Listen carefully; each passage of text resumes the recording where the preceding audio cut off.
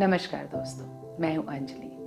Hope रे channel आशा की किरण में आप सबका स्वागत करती हूं। आइए दोस्तों, एक कहानी सुनाते हैं आपको। दोस्तों, एक बार की बात है, एक राजा शिकार करते करते जंगल में भटक गए। बहुत थके हारे प्यासे बेहाल थे। वहीं उन्हें एक लकड़हारा दिखाई दिया जो लकड़ियां चुन रहा था। उस लकड़हारे ने उन्हें पानी पिलाया, उसके पास कुछ खाने को था, उसने उन राजा को दिया और उनको बाहर निकलने का रास्ता बताया। राजा बहुत प्रसन्न हुए, बोले आज तुमने मेरे प्राण बचा लिए, मैं तुमसे बहुत प्रसन्न हूँ। जब कभी तुम्हें समय मिले तब राज दरबार आना। राजा वहां से चले गए। लकड़हारा खुशी खुशी घर पहुंचा। उसने पत्नी को सारी बात बताई तो पत्नी उसके पीछे पड़ गई कि तुम्हें तो कल ही राज्य जाना चाहिए, राजा प्रसन्न होकर के कुछ भी दे सकते हैं। लकड़हारा राज्य पहुंचा। राजा उसे देख के बहुत प्रसन्न हुए और बोले मैं तुमसे बहुत प्रसन्न हूँ, मैं तुम्हें इनाम में एक बाग देता हूँ, लकड़ियों का एक बाग देता हूँ। राजा ने उसको वो बाग दिखाया और उसे वो बाग दे दिया। वो लकड़हारा समझ ही नहीं सका कि ये चंदन की लकड़ियों का बाग है। वो उस बाग की लकड़ियों को काटता और उनका कोयला बना करके बाजार में बेचता, जिससे उसकी आमदनी कुछ बढ़ गई। उसका स्तर सामान्य से बेहतर हो गया। अब उसे खाने की इतनी समस्या नहीं होती थी। रोजमर्रा की छोटी मोटी जरूरतें पूरी होने लगी। वो काफी प्रसन्न रहने लगा।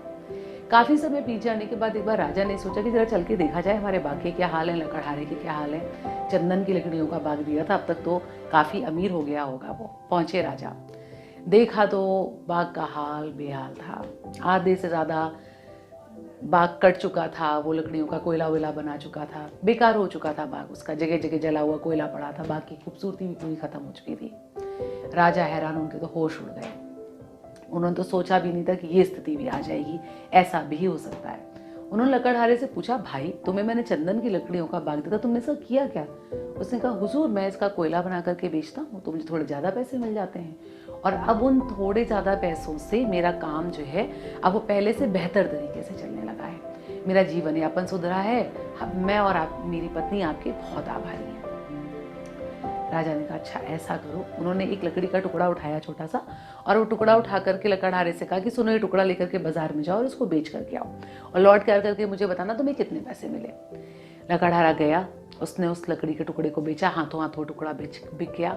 और जितने पैसे उसे काफी सारा कोयला बेचने के बाद भी नहीं मिलते थे, उतने पैसे उसे उस एक छोटे से लकड़ी के टुकड़े से मिले। उसने आकर के बताया, उसने कहा कि महाराज मुझे तो बहुत सारे पैसे मिले एक जरा से लकड़ी के टुकड़े से, ऐसा क्या है उस लकड़ी के टुकड़े में? तो राजा ने कहा, कह तो रहा हूं तुम्हें मैंने चंदन की लकड़ियों का बाग दिया था, एक बार कम से कम किसी से पूछ तो लेते कि ये चंदन की लकड़ियों का बाग है, इसका करना क्या है। तुमने पूरे बाग का सत्यानाश कर दिया और मैंने सोचा था कि अब तक तुम काफी धनी हो गए होगे, तुम्हारा जीवन बेहद सुखी हो गया होगा, वो भी नहीं हुआ। और राजा बेहद दुखी होकर के वहां से लौट आए। लकड़हारा भी बहुत निराश हुआ। दोस्तों, ये कहानी अगर आप ध्यान से देखें तो हमें दो शिक्षाएं देती है। पहली शिक्षा तो मैं राजा की तरफ से मिलती है कि जब आप बहुत अधिक प्रसन्न हो तो बहुत अधिक प्रसन्नता में कोई निर्णय नहीं लेना चाहिए। आपने प्रसन्नता में आकर के बिना सोचे समझे एक अनपढ़ लकड़हारे को चंदन की लकड़ियों का बाग दे दिया, जिसे उसका उपयोग भी नहीं पता था।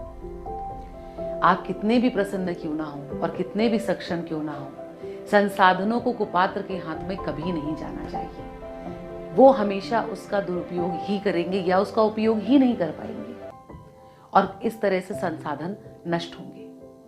और दूसरी शिक्षा में लकड़हारे की तरफ से मिलती है कि मान लीजिए भाग्य से आपको कोई ऐसी वस्तु प्राप्त हो गई जो आपने कभी जीवन में देखी नहीं, सुनी नहीं, आपको कभी लगा ही नहीं कि आपको कभी ऐसी कोई कीमती वस्तु भी मिल सकती है जिसके उपयोग की विधि तक आपको नहीं पता कि आप अगर इसको उपयोग करें तो कैसे करें। तो किसी जानकार व्यक्ति से, जानने समझने वालों से कम उसके उपयोग की विधि पूछ लें, पूर्ण जानकारी ले लें, उसके बाद उसे उपयोग करें।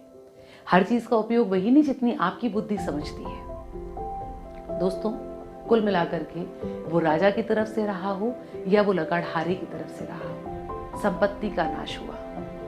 और संपत्ति चाहे राज्य की हो या व्यक्ति विशेष की हो, उसका संरक्षण हर कीमत पर किया जाना चाहिए, क्योंकि अंततः संसाधन सारे हमारी प्रकृति माँ के हैं, हमारी धरती माँ के हैं, हमारे नहीं हैं।